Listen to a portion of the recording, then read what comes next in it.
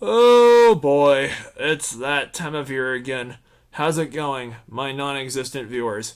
It's TVB, and last night I uploaded my video ranking my top 9 best movies of 2022 list, and that was my first time doing such a list, and since 2019, I'm giving you guys my top 5 worst movies of 2022. Yeah, I decided to make this a top 5 instead of a top 9 list because I did see my fair share of bad movies to make a top 5 worst movies of the year list, but at the same time, I didn't see enough god awful movies, films I flat out hated with a burning passion to make a top 9 list either. These are the films that I saw in 2022 that I just found boring, forgettable, unnecessary, annoying, cringy, badly directed, poorly acted, sloppily written, or just plain disappointing. And before we hop into our list, I have to say 3 things. I got 3 dishonorable mentions. The 355, The Invitation, and Don't Worry, Darling. Oh my gosh, I almost forgot I even saw any of those films. And keep in mind, this video is based purely off of my opinion. Please don't feel attacked by this video if you liked any of my dishonorable mentions or any of the films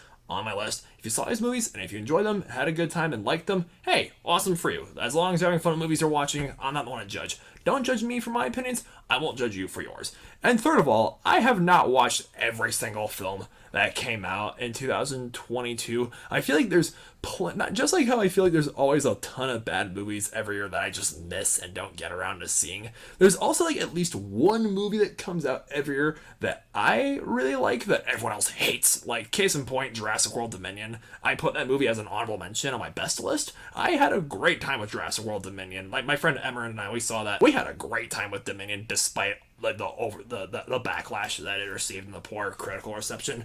But yeah, without further ado, let's launch into this list. Number 5!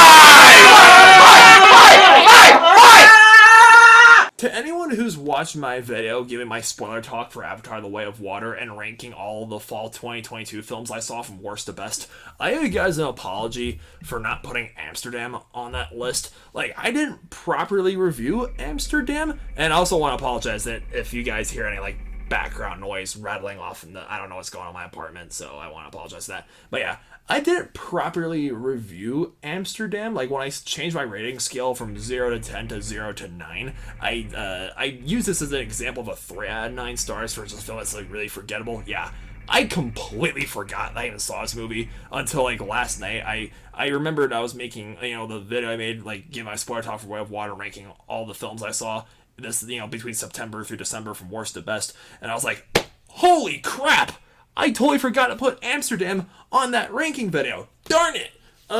Amsterdam, David O. Russell, the guy, the genius, or used to be a genius at least, who brought us American Hustle. What happened, buddy? This film is so forgettable. Despite the ensemble cast and how beautifully shot the film is with the costume design, and it's a period piece, this film had so much going for it, and I've always known that the cast does not make the film, and this film tricked me. It's I was really excited to go in and say, hey, Christian Bale and Margot Robbie and all these stars that are in it, even Taylor Swift is in this film. Oh my gosh, there's so many big names in this film that have worked with David Russell in the past. This is gonna be a hit, right? Nope. It had a really bland story. It had forgettable characters. Yeah, I'm still struggling to remember anything that happened in this film. And yeah, it for that reason alone, it earned a spot on my list.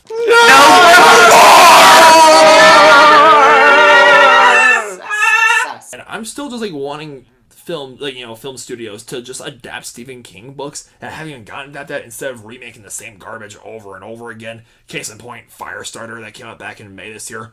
What was this remake? It's so pointless. Most bad movies to me are just forgettable and I don't remember things that happened in them, but Firestarter and the rest of the films on this list were films that offended me, and I remembered the films, but for the wrong reasons. This film with Zac Efron, it is horrendously boring, and there's nothing scary, there's nothing tense. It's supposed to be this it's a horror thriller. I was not on the edge of my seat. I was sitting in the theater like this the entire time, oh yeah, Alex Rainbird's character, he has some, cool moments. The bounty hunter that's chasing after the family with his little girl that has fire powers. Yeah, that he has a few cool scenes, but overall the film drags. tremendously, and there's nothing exciting that happens, and the ending is just, oh my goodness, the ending makes absolutely no sense. Like, seriously, this, I don't get, like, what is it with, like, studios remaking, like, Stephen King books again and again, and they need to stop. Alright, the bronze, whoever wins the anti-bronze medal for worst film of the year, did you see Pray for the Devil? Good. I'm happy for you. Unfortunately, I did. So disposable, even by disposable horror film standards. Like, these movies, these demon possession flicks, they're just shot by studios like, oh, horror movie studios are just like, hey, let's just make their demon possession flick. They're cheap to make and they rack in an easy profit because they have a low budget, right? So let's just shoot out Pray for the Devil. And it's like, this film, it was, the most egregious thing for me is that they could have at least released it during like January, February, sometime during the spring. But nope, they had to do it in the middle of Spooktober, which was supposed to be like the prime month for good horror films. Like, there were plenty of really good horror films that came out this year, like great horror films, as a matter of fact, like Barbarian, X, Pearl, Smile, and Black Phone. But the genre was simultaneously very kind to us and also not so kind to us, like Pray for a Devil. Again, it's as cliche gets. It's boring, it's not scary, it's not creepy, nothing about it got under my skin. And I watched it because, like, my thing with horror films is that, like, my favorite horror films tend to be character driven, not so much like gore or jump scare driven. And the characters, I don't remember a single name for the characters in Pray for the Devil. 2022 overall was a solid year for horror films. I just hope there's no more horror films like this. Okay. Number 2! Okay. I was really close to putting Morbius at my number 1 spot. But ultimately, I'll get to the reason why it's not number 1 in a minute.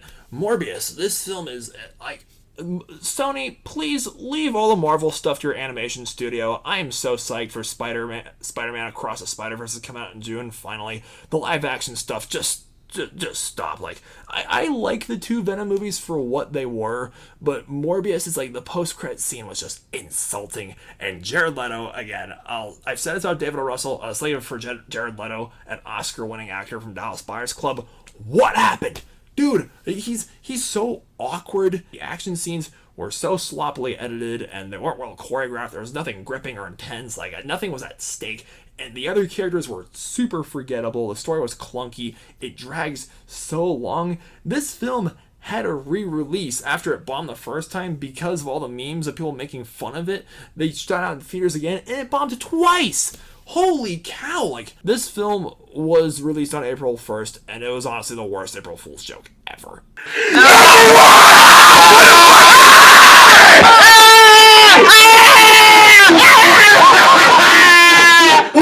I think it's fitting that my favorite movie 2022 that I mentioned last night in my favorite movies of the year list video was also a film I didn't get a chance to properly review. My worst movie of 2022, I also did not get a chance to properly review. I didn't see it in theaters. I never even heard of this film until back in July when I saw Watch Mojo's like top 10 worst movies of the year so far list. And I heard them discussing it and like the plot and the setting and the characters, and it got me intrigued to watch this film just by myself just to see how bad it is.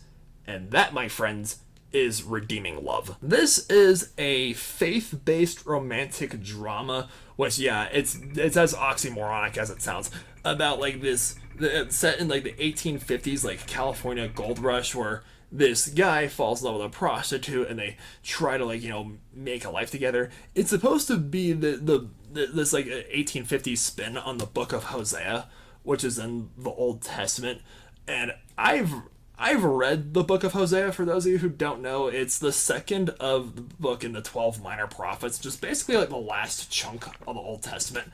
I promise you guys, there's so many religious overtones in this film, but it does not know what it's talking about. The Book of Hosea, it starts off where a man named Hosea marries a woman named Gomer, and they have, Gomer used to be a prostitute, they have children together, and then she cheats Hosea. He still tries to, marry her back later as the chapters progress. And the whole book is supposed to be like an elaborate metaphor of like Israel's like disloyalty towards God, or should I say Yahweh. How throughout the Old Testament, there's this reoccurring theme of Israel falling in and out of God's grace, and how like Israel, like every time Israel tries to walk away from the Lord, just horrible stuff happens. Yeah, that's the metaphor there. That's the metaphor that the book is going for. How like Gomer cheats on Hosea, but then Hosea wins her back, and things are right again. Yeah, this film doesn't like, okay, the rest of this video is just kind of gonna be like a mini rant about redeeming love.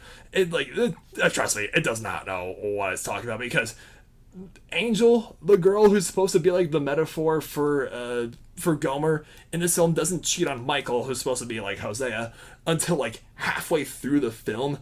And they don't have like kids until they don't have a kid until like the very like literally the last like 2 minutes of the movie. And this film is like, the reason why I put it above Morbius, yeah, Morbius was a complete dumpster fire, but at least it was mercifully short at an hour and 44 minutes. This film is a full 30 minutes longer than Morbius, and it was boring! You know, like when you watch movies and you're tired, or like you're ready to go to bed and you watch a movie and you find yourself like dozing off and you're still like falling asleep and waking up again, so like in and out. Yeah, that happened to me while I was watching Redeeming Love. I fell asleep for a little bit, I woke up, and it was only like at the halfway mark through the film, and I was like, oh gosh, I still have another hour and 40 minutes to go through this mess. Our two leads, their love story, they have no chemistry at all, and the dialogue is so clunky and it's so wooden, and none of the characters work well together. This film, despite having so many biblical themes, is completely soulless, and it's just like, it just raises a question. It's like, why did, like, it just shows that like faith-based films and romantic dramas, they just don't mix. Like this film manages to have like the worst of both genres in a single film. And yes, Unredeeming Love is my pick for worst movie of 2022, and I really hope 2023 treats us better. Glad that Band-Aid is ripped off. This is the second out of 7 like top 5/9 videos I plan on making like very soon. I promise you guys, the next 5 ranking videos I'm going to make are going to be more positive than this.